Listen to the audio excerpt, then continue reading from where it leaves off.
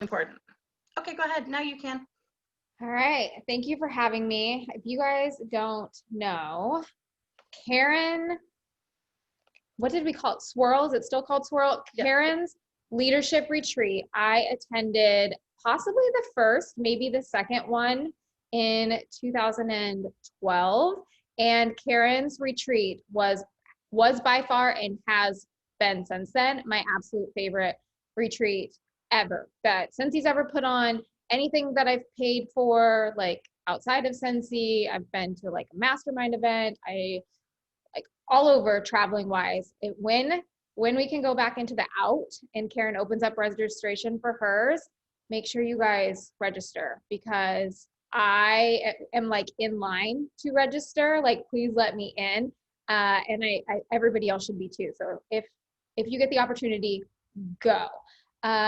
Is my little pitch there. And then that makes me so happy to hear about Luke reciprocating Ava's affection. I think that Karen and I will be getting these two wed on an incentive trip like 10 years from now. So hopefully we're going someplace good and Scentsy can pick up the tab. So my name's Steffi. I'm a Superstar Director. I joined Scentsy back in 2011 and we were living in Key West, Florida at the time. I am a military spouse. So if anybody else is affiliated with the military, obviously Karen is. We have moved a lot. So I started in Key West, Florida. We live back in Florida now, but in between that, we've moved to my hometown of Seattle, Washington. We moved up to Juneau, Alaska for a few years. We went down to St. Pete, Florida, and now we're currently in Panama City Beach. And there might even be another transfer or two in there that it's not clicking for me at the moment. So if you joined Scentsy and you ever are in a predicament where you have to up and relocate your business, please know that it is not the end of your business. The great thing about Scentsy is there's no like state tests you have to take to transfer a license. There's no certification process you have to go through.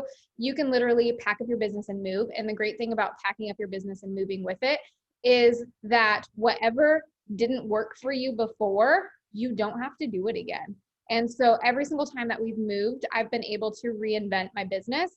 It's crazy to think that when we lived in Alaska, I did all vendor events. That's how I grew my business. And then when we moved down to St. Pete, Florida, my husband was on a big ship. I was not going to pay somebody to babysit, watch my girls for me to go do a home party. So I didn't do home parties. I didn't do vendor events. That would require a sitter. Built my business, promoted to Superstar Director through basket parties and fundraisers because I could do those from home. So just know that the season that you are in with your business, the season that you're in with your life, whether you have little ones crawling all over the floor or kids who are doing virtual schooling right now from home, what you need this business to be can be. It just takes like focus, pen to paper, how you're going to make it work. And also know that it's ever evolving. What works for you pre-COVID might not be working now, and that's okay. We can figure out what you can do now in the middle of this mess that will still keep your business like failing forward and coming up with a new game plan. So today I'm going to talk about team culture, and it's one of those things that I'm really passionate about.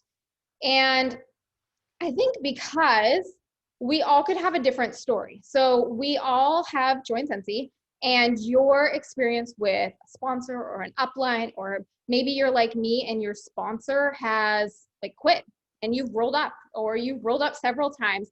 And so I know we have all read about those people who are like, well, my sponsor quit. Well, so did mine. There's several superstar directors who are superstar directors who didn't let that, Karen, who didn't let that be their thing. So know that if that's you, me too, Karen too. And so that doesn't have to be your story. But what I realized through my experiences is that what I experienced, I wanted better, if that makes sense. So it's kind of like parenting. Your team culture is like parenting.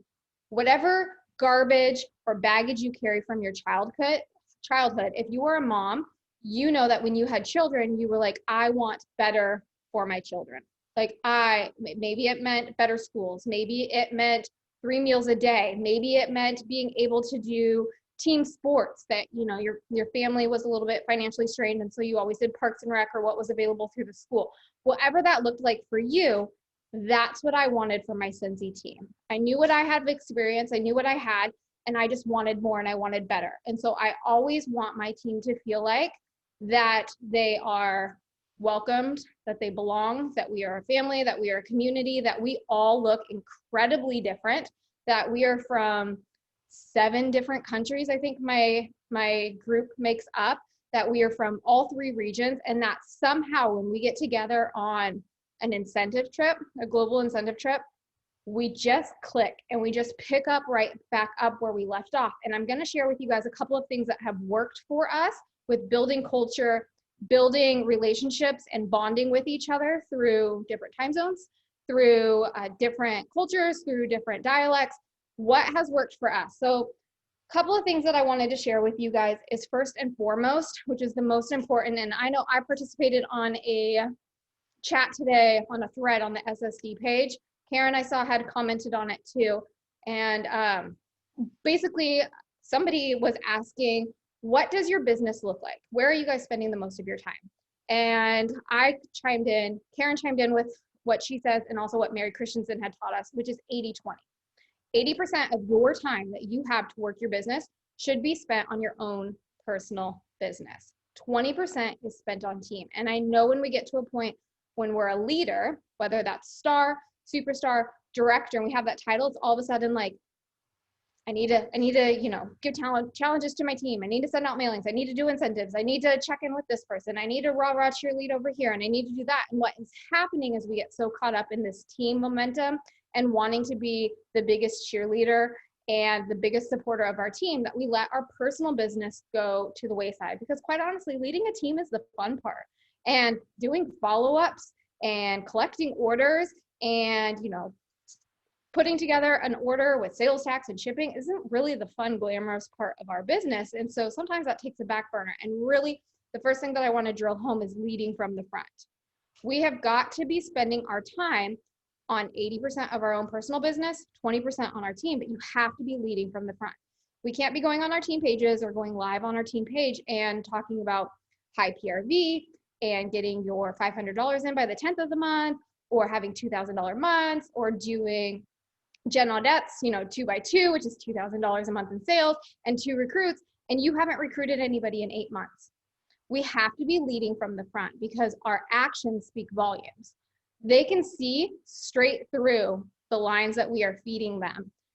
So we have to be leading from the front. So that means spending 80% of your time on your own personal business. Having high PRV. High PRV means that you are getting in front of enough new people. You are getting in front of enough people to collect orders. You're getting in front of enough people to offer the host exclusive kit. You are getting in front of enough people to be able to have some flexibility in order to being flipping parties, to meeting new people, to getting new hosts. And then also, if you have high PRV, it means you've been doing your follow-ups. So high PRV leads to recruiting. We've got to be leading from the front. And when we do that, they follow suit. Monkey see, monkey do. So leading from the front, having your actions speak carries a lot of weight. And then it really has your team start to know, like, and trust you. And they'll start to mimic those behaviors. Something that I have learned since this hyper growth, and it's taken me, I said I've been with Scentsy for 9 years, probably took all 9 years now for me to really understand the importance of boundaries. So if you are on this tonight and you are a star consultant and you are a superstar consultant, director, I'm going to say this to you, and we'll all say this to you over and over and over again, and you probably will not let it click until you have a group the size of, Texas, or maybe the front line of 100, where you're like, oh, that's what she meant. You've got to do it now. Establish boundaries. Establish some sort of hours or some sort of system that works for you and your family. Doesn't have to be set in stone that I'm only available between 9 a.m. and 3 p.m. But when your kids come off the bus or your husband walks in the door from work, you set your phone down and you walk away from it. When you are with your family, be with your family. When you are working Scentsy, work Scentsy, close out the Facebook tab, close out the Instagram, close out Pinterest, close out anything else that's a distraction. When you are with your family, spend that time with your family, because there's nothing more like, how dare he, than watching a movie on the couch with my husband and him being like, are you gonna watch the movie too, or are you just gonna be on your phone? Even if I have nothing to do with Scentsy, they're gonna call you out for being on your phone, even if you're, checking out on PayPal buying a t-shirt. So when you're with your family, be with your family, set boundaries. And for a couple of reasons. One, we're in hyper growth right now. You guys are experiencing promotions out the wazoo, team growth out the wazoo. And if you don't set those boundaries now, you're going to burn out. Come January, instead of taking a breather during our shipping cutoff in December, you are going to hit that shipping cutoff and you are going to check out. And then we won't see you again until we're halfway through our next catalog season, because you're just burnt out and you're tired and you've been burning at both ends. So set boundaries now, however that looks like. If that means completely not working your business on Sundays because it's your day of rest and you guys go to church, have that be Sundays. If it means that you have a full-time job during the day and you can only work Scentsy once your kids are in bed at 8 o'clock at night, then work Scentsy then. But setting boundaries also shows your team that your job is doable. When we look available 24/7, a lot of our team who have full-time jobs during the day and have 3 kids who are doing sports and a husband who's on swing shift, when our teammates see that we are being readily available at all hours, that we're posting on our team page, that we're going live, that we're putting together team mailings, and that we're offering incentives that cost money, when we are doing those things, our team looks at us and they're like, I can't do that. I can't financially afford to do that. I don't have the time to put together mailings with all the glitter and the confetti. I have a full-time job. I have 7 kids. I don't have time to answer every single person's question as soon as my phone goes off. So set boundaries now. And I know many of you will be like, I'm good. I want to be available. I want to help everybody. I want to see everybody succeed. At some point though, when your front line is 30 people, 40 people, the goal is 100 people at least, you cannot be there for everyone all the time. Just like you can't be that person for every single person. And it took me 9 years and about roughly a little over 1,000 in our group for me to realize not everybody likes me. Not everybody is going to like how I do things. They're not going to like the wording that I use on our team page. And they're not going to like the way that I carry myself. They aren't going to like that I didn't get back to them for a few hours. We will never be everything to everybody. And it took about 1,000 people for me to realize like, oh, all right.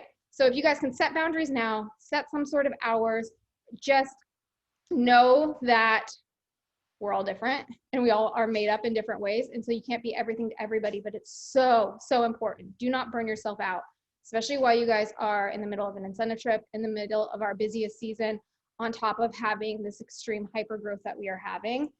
Attend events. Every single one of you are on here tonight. Every single one of you should be registered for Virtual World Tour. And I also hope that if you can make SFR work, that you will do everything in your power to attend SFR. When our team sees that you are attending SFR, even if you're by yourself, even if you're going as a director and your team isn't coming yet, the fact that they see you there will mean that you'll have 2 people, 4 people, 10 people join you the following year. But leaders are born at events. Leaders, those who show up, go up. And so when we go to Scentsy events, when you guys are on these team calls, post about it on Instagram, post about it on Facebook. Not everybody in our Scentsy community gets the opportunity to have weekly team trainings. Not everybody gets extended the invitation or hears about SFR or World Tour. So make sure that you guys are sharing that you are here, sharing that you registered, sharing that you attended, because your team will mimic those behaviors too. I've been to every single SFR. I've been to every single one. One of them, I was 35 weeks pregnant in Las Vegas. I've been gone from one hotel because our family was PCSing, doing a military move. So I've gone from staying with my family in that hotel, flying to wherever reunion was, and staying in a new hotel. So if you can make it work, I've flown my mom, I've flown a sister, wherever my kids are at because of Mike's deployment schedule. So if you can make it work, make it work. Your team will follow suit. They will be there next year. Recognition. Recognize the behaviors that you want to be repeated, and it doesn't have to cost money. The most thank yous or I appreciate this that I receive from my team is actually emails that I send. I send out a series of emails throughout the whole entire month, $500 in by their first 10 days, promotion watch, top 50 in our entire group, I'll send out an email ranking our directors, like here's our top directors in PRV or most recruits or highest TWV. They absolutely love that recognition. And what they do is they screenshot it and they post it on their Instagram stories. They post it on their Facebook wall. They let their customers, their friends, their families, their naysayers see that they're finding success.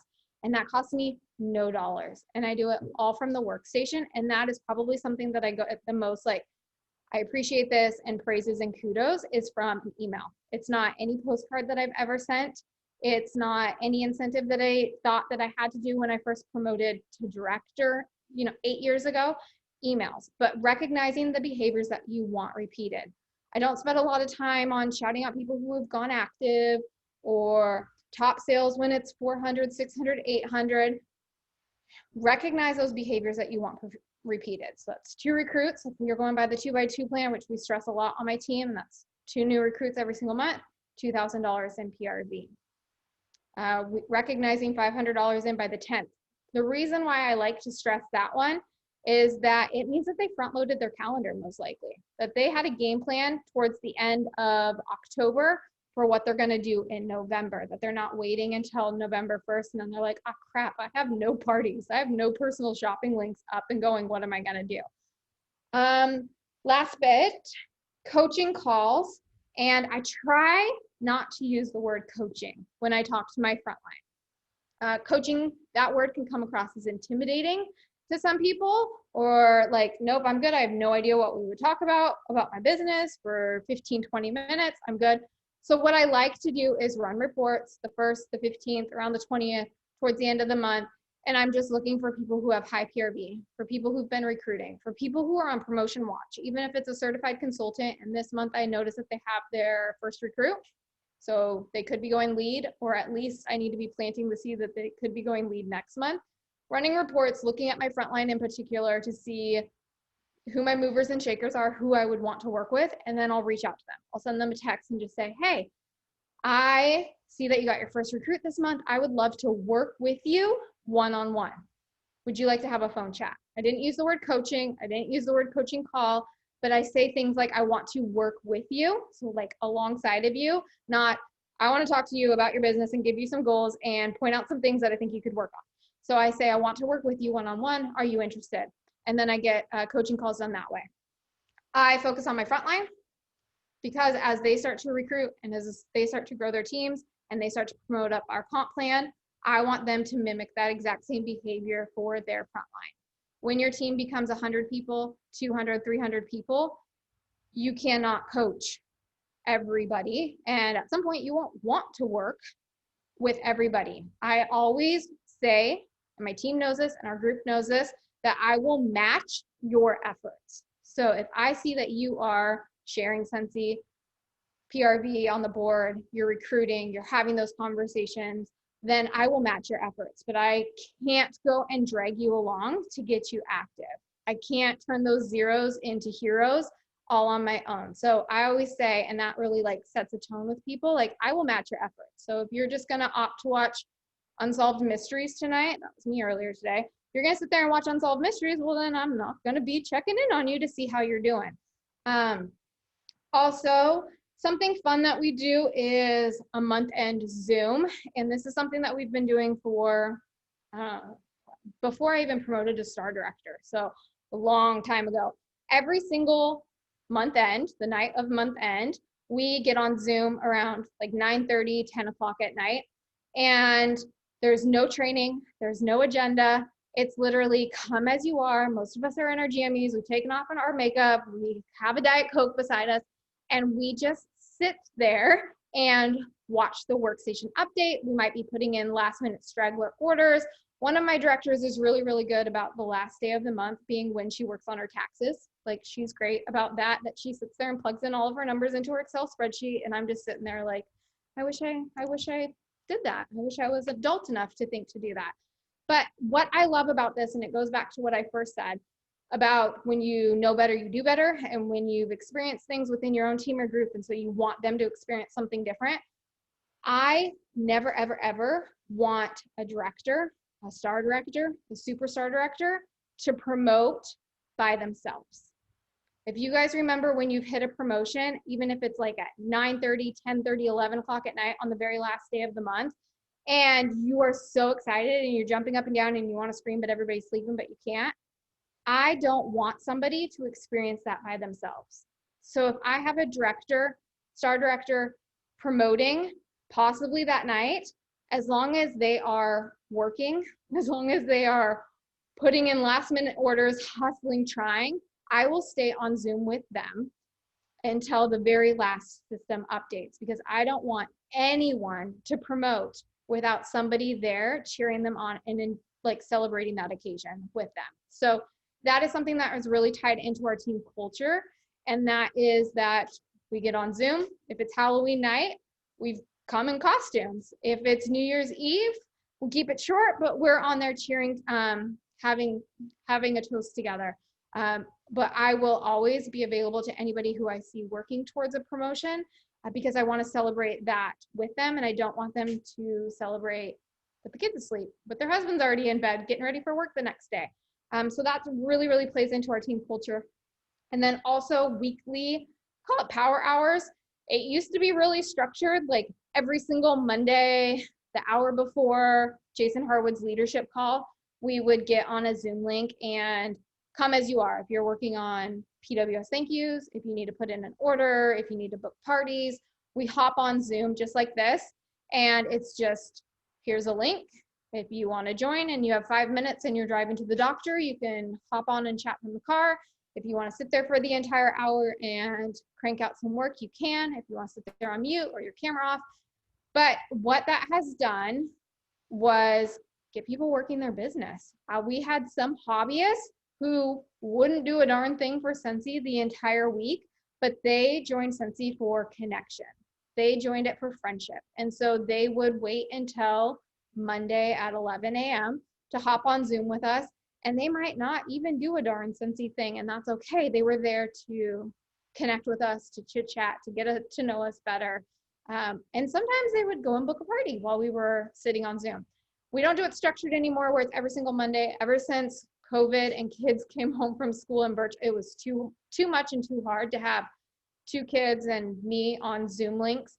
So now it is posted at least 2 to 3 times a week on our team page, like, hey, I'm getting ready to do a power hour if anybody wants to join me, and a link is thrown up. Now with the way that our organization is and this culture of all of us being in this together, we're better together. It doesn't matter if I'm their superstar director or if Andy Teeter, who's my frontline, is their superstar director. Every single one of our directors at some point during the week is throwing up a Zoom link for a power hour. It's completely at random. I was on 2 earlier today because I had things to crank out, and links were posted on our team page, and I said, sure, I'm sitting here working, I might as well join them, and just clicked and knocked out coaching calls earlier today. So I think that's all I have to share. If anybody has any questions in the comments, and I'm bland as a bat, so if Karen could be my moderator and read them to me. Do you guys have any questions? If you do, put them in the chat. There's comments, welcome. There's a, I'm getting ready to go through that help, but I don't know what that was in reference to because I didn't catch it when it came in. Possibly moving. I wonder if that was about moving. Yeah, that would be my guess. You guys don't have any questions? I will say you were super thorough and you covered everything really well, so it wouldn't surprise me if they didn't have questions. Isn't she amazing, you guys?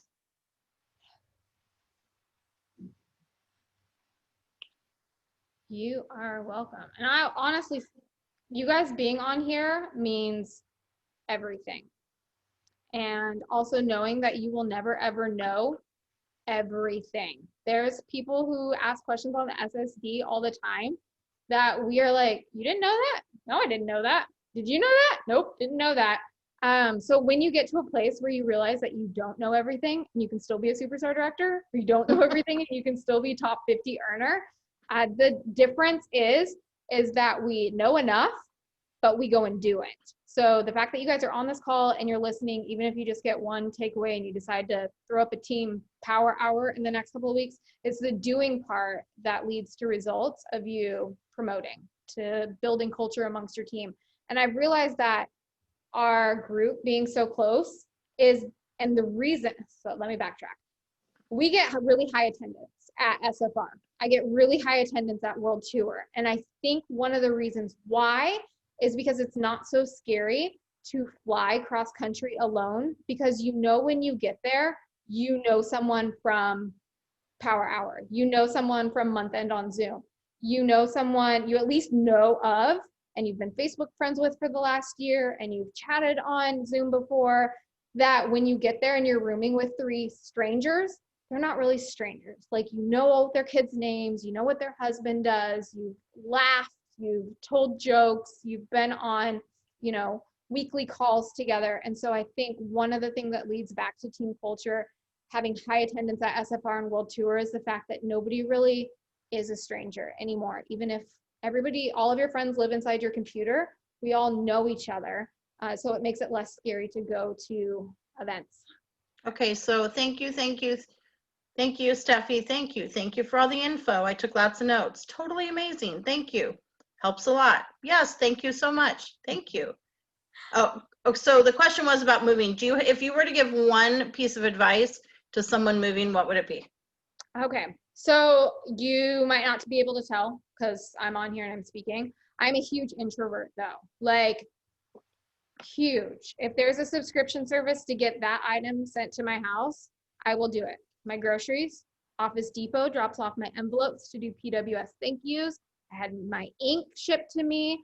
I had Target come and bring me Dots pretzels today. So I will avoid leaving my house at all costs. Now, that doesn't really work well to be a semi-successful, world's okayest Scentsy consultant. So my advice to you is, whatever is of interest to you, go and join anything and everything you can for it. So if you are an introvert and you have to, like, you know, build up the energy to go and do something, if you are really involved at your kid's school currently and PTA is your thing, or being the Cub Scouts leader or the T-ball or the snack mom, go and do it at your next place. Go volunteer. That is not me. But what I do go and do is, I really like to go to mixers, like Chamber of Commerce, those type of business mixer things. I spend my energy finding those and attending those. I don't go to anything else, but chamber mixers we have in every town that I've joined. And so what I do is I show up at one of those when we first move with a realtor gift basket all bundled up. And that's what I do. I go to all of those and just say, hi, I'm Steffi. I put together beautiful closing gifts for realtors, bank lenders, doesn't matter, like whatever your thing is. But that's how I get my foot in the door with meeting a lot of people. I don't mention Scentsy, I don't mention home parties or host rewards or any of that, but just getting your foot out there. If you are moving to, find all the things you can on Facebook, whether it's a local moms group or just a group in general. All Things Panama City Beach is here. Get on there too and be helpful. When people are asking questions like, I'm looking for a doctor, I'm looking for a vet, tell people the doctor that you use if you love them. Tell the vet that you use if you love them. If somebody's looking for, here people are always asking for great seafood restaurants. Hello, that's all we have here. But give them a great seafood restaurant, because what happens is you're building people to know, like, and start to trust you when you give them great recommendations. And people like helpful people. So that opens the door for you to be able to send them a friend request or to comment back. Just getting your foot out there that way too. You don't even have to go on those pages and say, hey, I'm Steffi and I sell Scentsy. I've never done that before. But when you spend a little bit of time building relationships locally, that really helps get your foot out in the door. So that Scentsy is brought up in conversation later down the road. Hey, what do you do? Hey, what do you do? If you ask somebody a question, they're going to be polite and ask you a question back. Other question that's on there, and then a great reminder about one-on-one calls. But the question on there, when do you recommend that let's say your frontline, when do you recommend they start their own team page? I think that's really probably a personal decision for you and then what your upline has going on too. I will say that as a Superstar director and a Superstar director underneath me, and we work very, very closely together. We joined roughly around the same time, and then we promoted within a month of each other. But what we found is that when you promote to star director or superstar director, and then you have a director underneath you, what we found about 6 months ago is that people were being added to 2, 3, 4, 5, 10 team pages because of the lineage of directors. But then consultants also are going out and joining a flyers group and an insertive group and you name it. There's now a Jeep group and a Peloton group. Like there's so many groups. And so we don't want our consultants joining Scentsy and then joining 12 Facebook groups. And then they're overwhelmed with information and doing nothing with that information because they're too overwhelmed and they're spending way too much time on social media, feeling like they need to know everything before they do anything. And so I would say take ownership in whatever page you are currently on. Your upline, I guarantee you, has no problem with you going live, has no problem with you sharing something that you find really silly, like labeling the bottom of your warmer, or how you make your labels for your bars, or what you include in a basket party or a pouch party, or how you mail things out. Those are things that we forget, new consultants don't know yet. And so take ownership of whatever team page you are currently on and share tips, tricks, go live, recognition, shout outs. You're taking some stress off of your upline to fill in those gaps because we all feel as upline that we are the only ones who are constantly posting all the time. And so I personally think after I've been doing this enough now that one big group page works best as opposed to having me have a group page and then all of my directors and then their directors underneath them too. It becomes a lot. Awesome. Good advice. All right, that's all the questions we have. Thank you so much for joining. Oh, wait, hold on, maybe not. Oh, yeah, I love that. Thank you. Yes. Thank you so much for sharing with us tonight. Thanks for having me, you guys. You're awesome. I appreciate it. Thank you. All right, you guys. I know that Kelly will post homework, and I will post a recording before next Tuesday. I'll post it tonight.